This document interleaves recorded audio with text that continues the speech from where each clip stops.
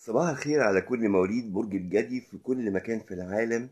معاكم حاتم النجار، والنهاردة هنتوقع مع بعض توقعات يوم الجمعة 12 يناير 2024 لكل مواليد النهاردة. مواليد 12 يناير كل سنة وانتم طيبين. النهاردة كمان عيد ميلادي، أنا من مواليد 12 يناير. كل سنة وانتم طيبين، ويا رب سنة سعيدة على كل مواليد برج الجدي، وخصوصا مواليد 12 يناير من أي سنة.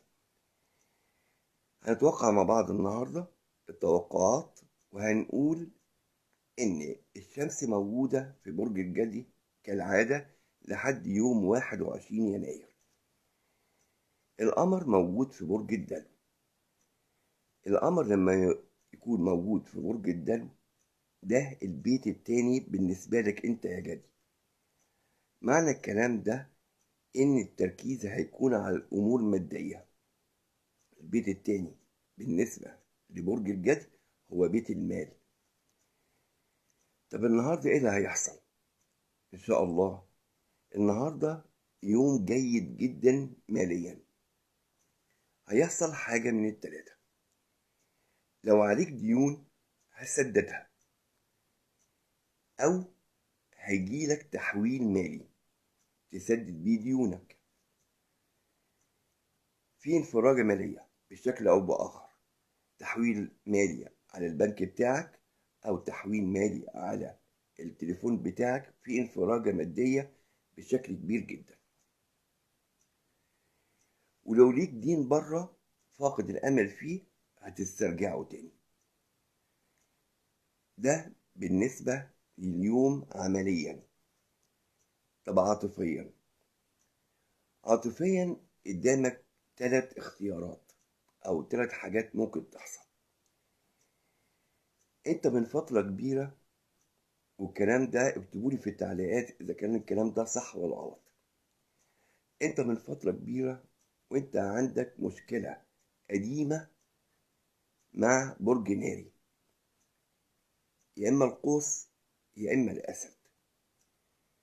الايام دي هتتحل بس بشروط قاسية جدا، يا اما عليك يا اما عليها او على الطرف التاني. هقول تاني: هيحصل كلام بينك وبين برج ناري، يا اما القوس يا اما الاسد، وهيحصل عودة للعلاقات، ولكن بشروط قاسية جدا، يا إما عليك يا إما على الطرف التاني. طيب الاحتمال التاني: أنت بتحاول تصحح علاقة بينك وبين الطرف الآخر، والطرف الآخر ده من برج الميزان. بتحاول تصلح علاقة. طيب نمرة 3 والأخيرة: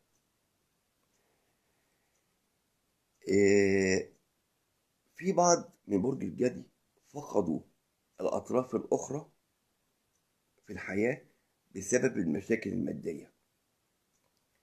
ومع حلول أو مع حل المشاكل المادية اليومين دولت، فأنت هتقدر تحل المشكلة بتاعة الطرف الآخر وهتعرف تسترجعه تاني. أنا مش هطول عليكم، بس أنا مبسوط جدا جدا جدا بكم التفاعل الكبير قوي اللي كان على السوشيال ميديا على الفيسبوك امبارح.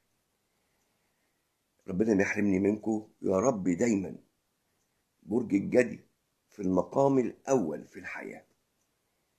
وكل سنة ومواليد 12 يناير بخير وسعادة. كنت معاكم حاتم النجار.